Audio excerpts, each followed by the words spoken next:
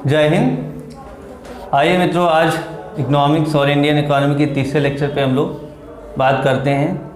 आज का जो विषय है हमारा, उसमें हम लोग जो है अकाउंटिंग के बारे में जानेंगे। अकाउंटिंग क्या होता है, और अकाउंटिंग का मतलब होता है कि चीज़ों का हिसाब किताब रखना।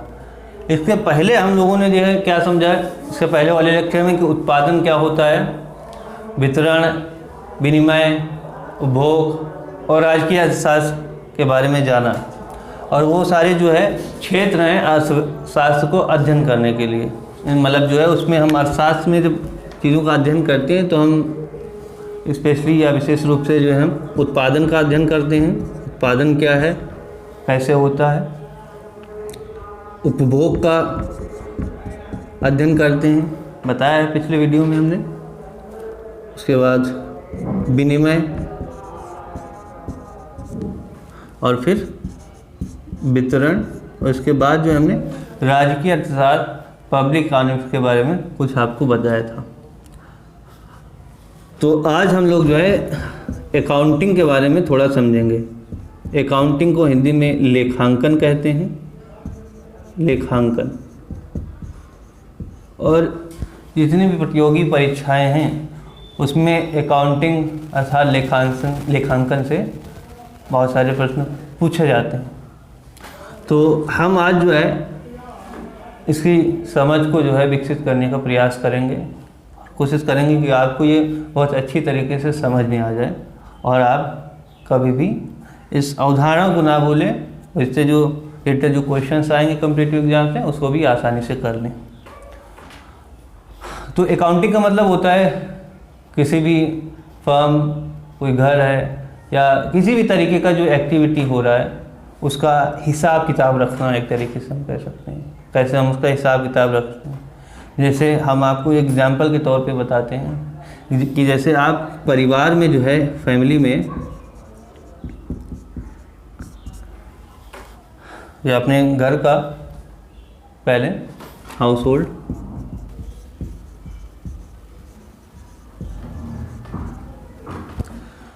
जब इसमें आप देखते हैं और अगर एक महीने का जो है, हम एग्जांपल के तौर पे मान लेते हैं एक महीने का जो है आप अगर जो है हिसाब किताब लगाते हैं कि कितना उपभोग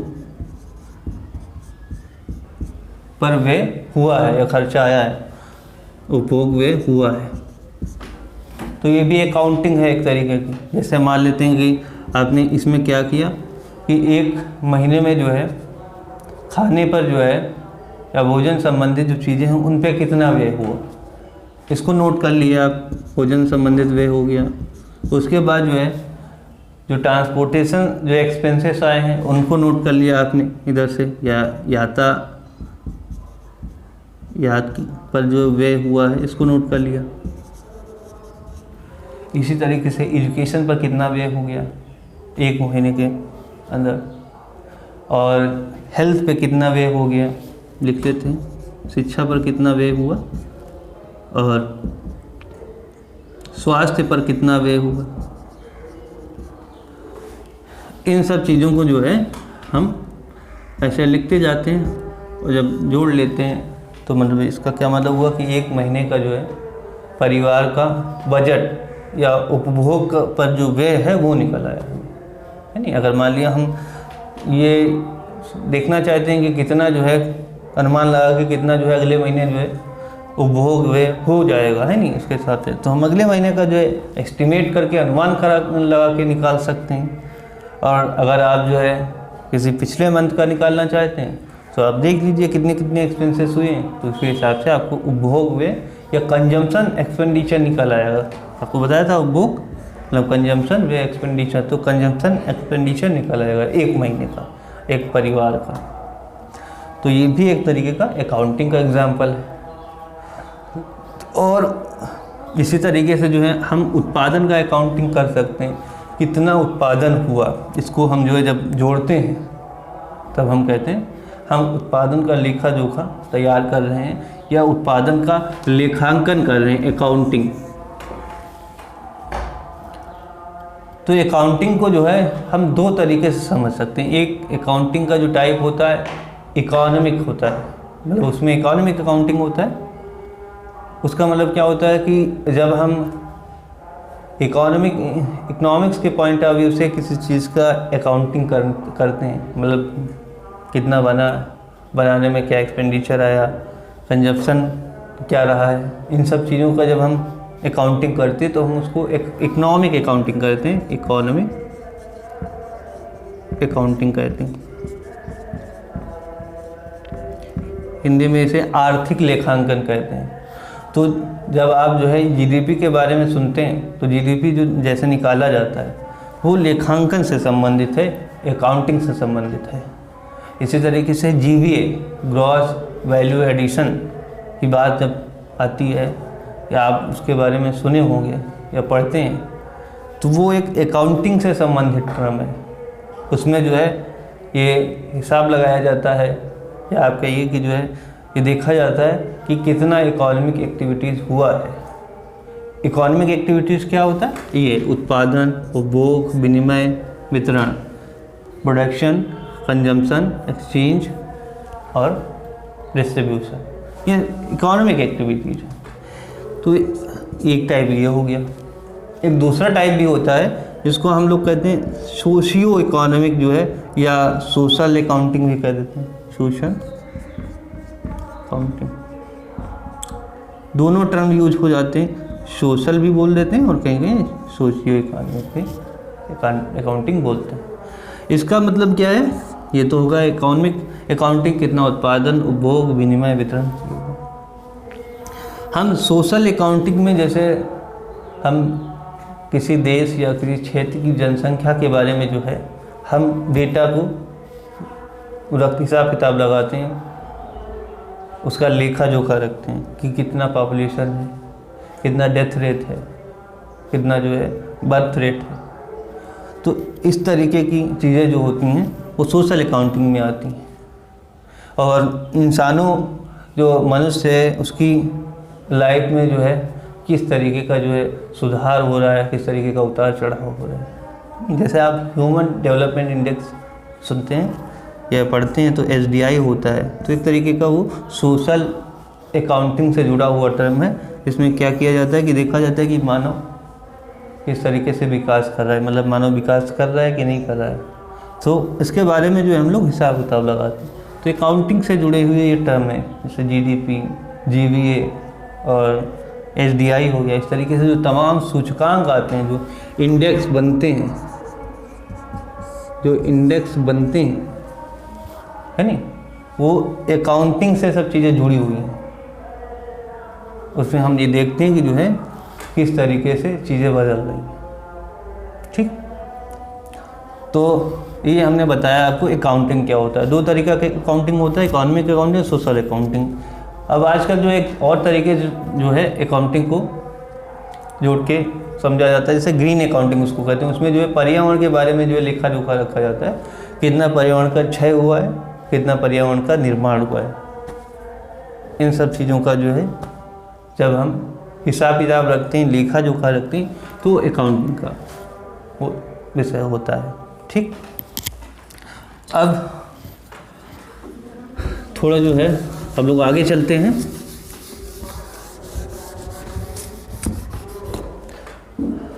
अब अकाउंटिंग भी जो है हम दो स्तर पे कर सकते हैं। जैसे एक हो जाता है माइक्रो लेवल, इसमें हम इस हिंदी में कहते हैं इसको व्यष्टि स्तर।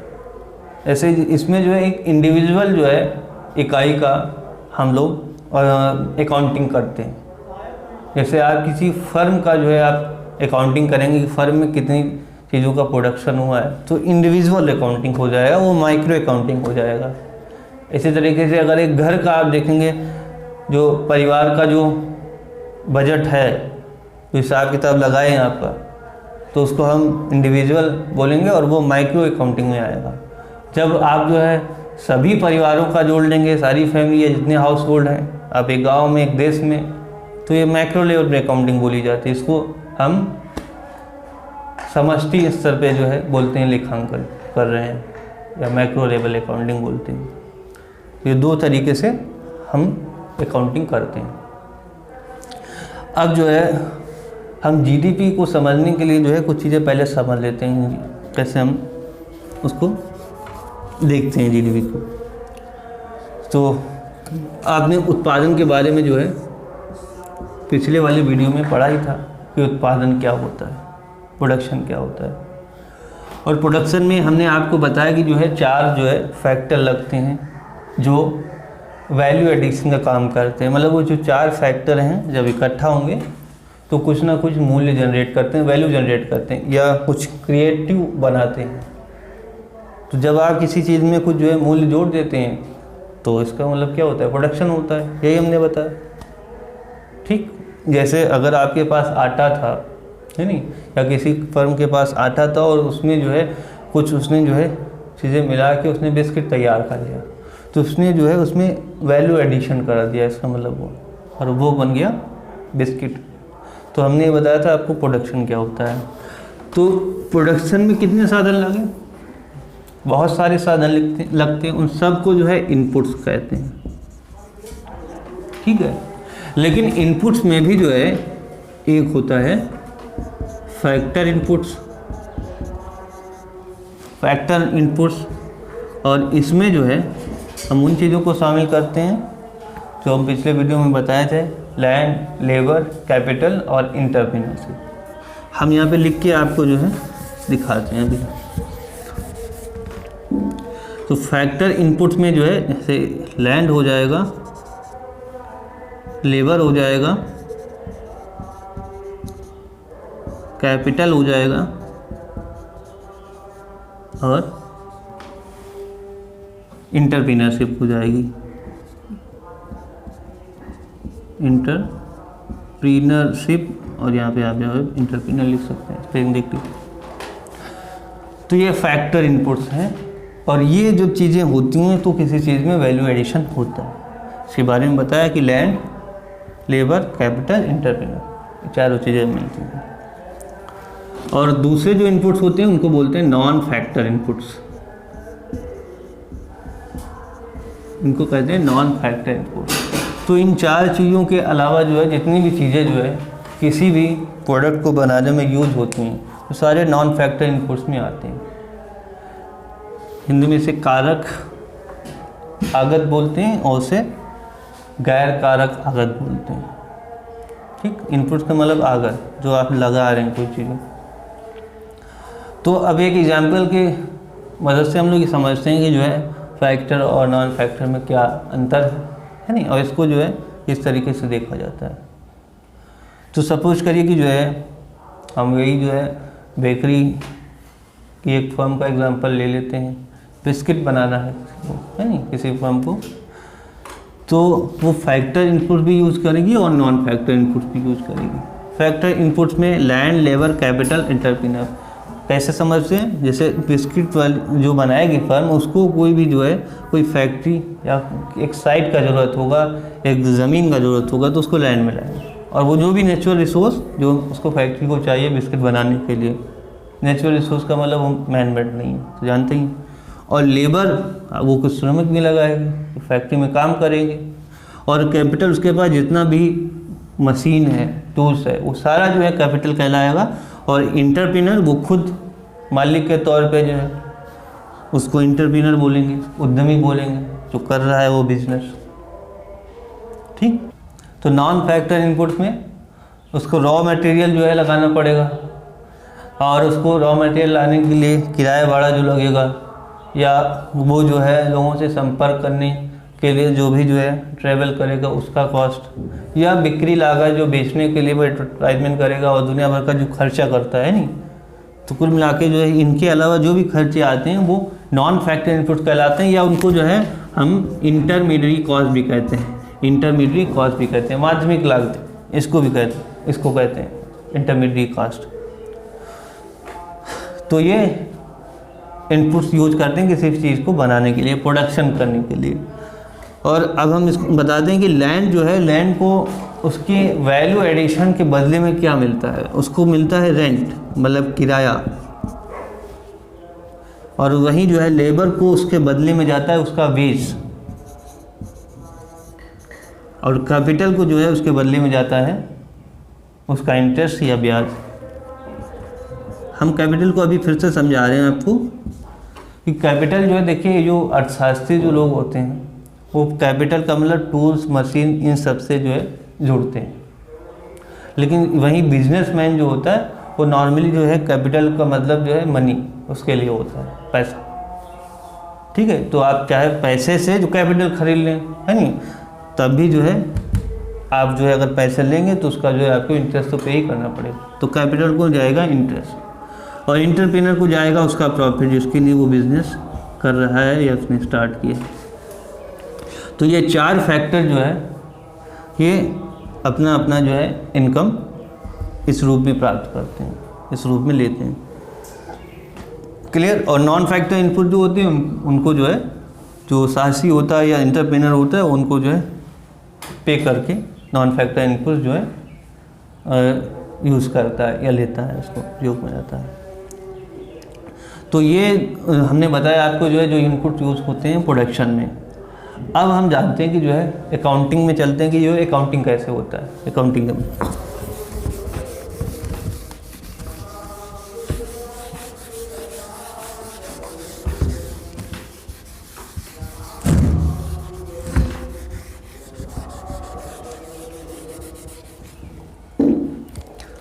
अब कोई फर्म जो है, हम यहाँ पे एक इंडिविजुअल फर्म का भी बात कर रहे हैं।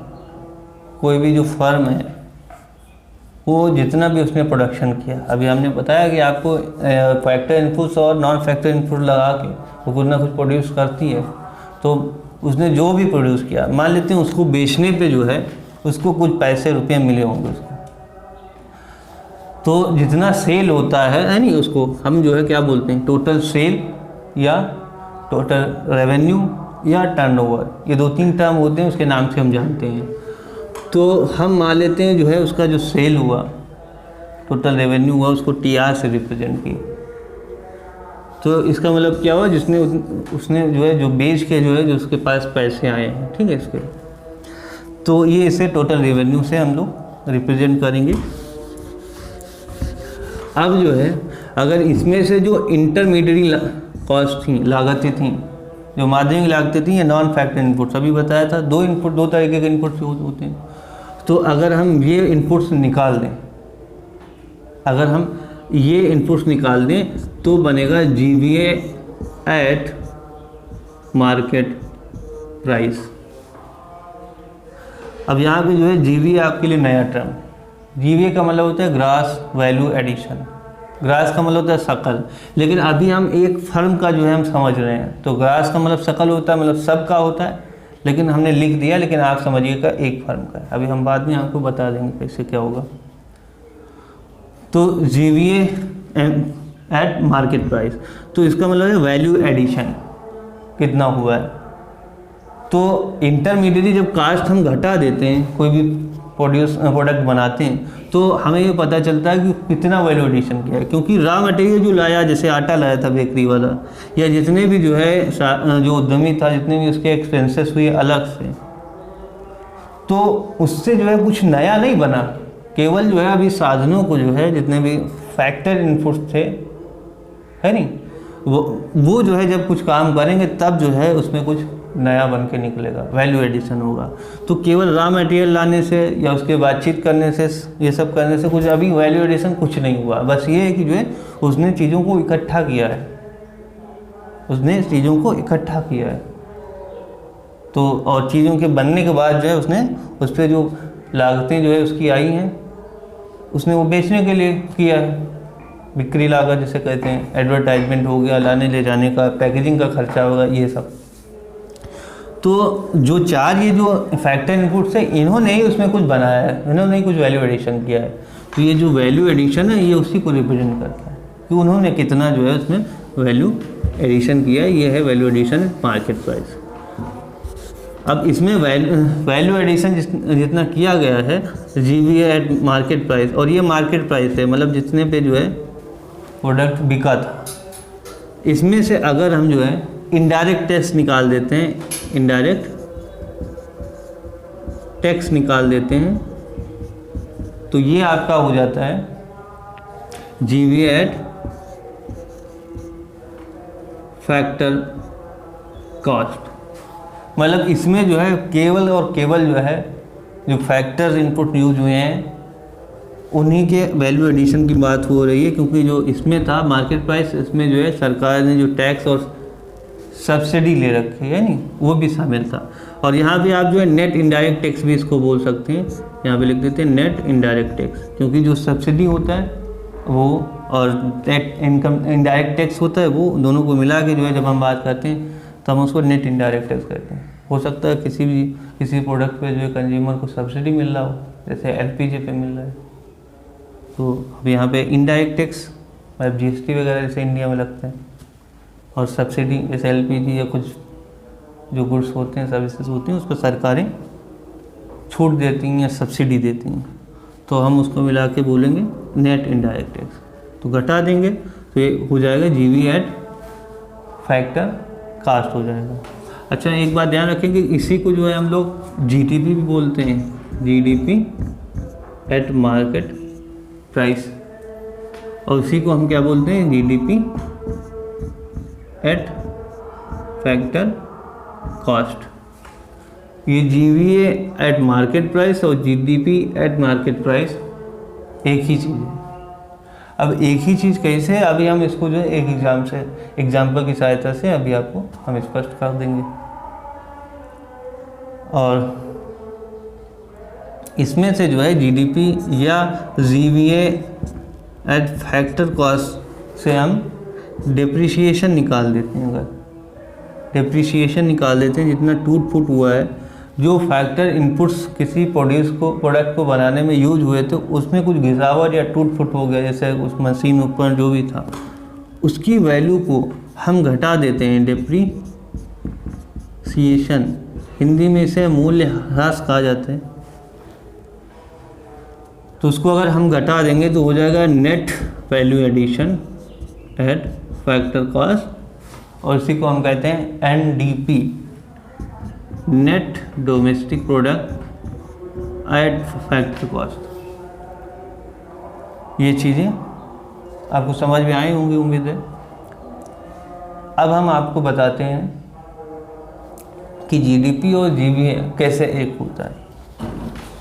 जीडीपी का जो डेफिनेशन होता है वो होता है कि जो है किसी भी टाइम फ्रेम में, जैसे वो जो जनरली है वो एक साल का यूज़ किया जाता है टाइम फ्रेम या टाइम पीरियड, तो एक साल में वस्तुओं और सेवाओं के अंतिम जो वस्तुएं और सेवाएं होती हैं उनके जो है मूल्य को हम जीडीपी बोलते हैं। और एक क्षेत्र विशेष ले लेते हैं उसमें, वो क्षेत्र विशेष में जैसे इंडिया का जीडीपी, तो इंडिया में एक साल में जो गुड्स और सर्विसेज प्रोड्यूस हुई हैं, लेकिन वो अंतिम होनी चाहिए, final goods and services, intermediate नहीं लेते हैं। अगर आटे से अगर हमें बिस्कुट बनाना है तो हम ऐसा नहीं करेंगे कि आटे को अलग जोड़ लिए और उससे जो बिस्किट बना उसका कीमत अलग जोड़ ली, तो ये डबल काउंटिंग हो जाएगा। तो हम अंतिम वस्तुओं और सेवाओं का मूल्य जोड़ते हैं। तो जीडीपी का मतलब हमने बता दिया आपको। अब हम ये देखते हैं जीडीपी और जीवीए एक कैसे होता है। मान लेते हैं कोई किसान है, मान लेते हैं एक श्यामलाल है, और उसने जो है उसका इंटरमीडिएट कास्ट मान लेते हैं 0 है, उसने कुछ नहीं लगाया, और उसने जो है 5,000 का जो है उसने पहले स्टेप में जो श्यामलाल है उन्होंने 5,000 का जो है गेहूँ प्रोड्यूस किया, 5,000 का। तो 5,000 का गेहूँ प्रोड्यूस हुआ, इसका मतलब क्या हुआ कि उन्होंने वैल्यू एडिशन कितना किया, 5,000 का। उन्होंने अपने जितने भी इनपुट्स थे, फैक्टर इनपुट्स, उनको लगा के 5,000 का गेहूँ प्रोड्यूस किया। अब यहाँ पे हमने मान लिया है कि जो उसका इंटरमीडिएट कॉस्ट है, नॉन फैक्टर इनपुट से वो 0 है, उसने जो रॉ मटेरियल लगाया वो मान लेते हैं तौर पे, क्योंकि जिससे ये सरल हो जाए एग्जाम्पल, नहीं तो बहुत कॉम्प्लिकेटेड बन जाएगा, समझ नहीं आएगा। तो 5,000 रुपये का जो है इन्होंने वैल्यू एडिशन करके 5,000 रुपये का गेहूँ वीट जो है इन्होंने बनाया, प्रोड्यूस किया।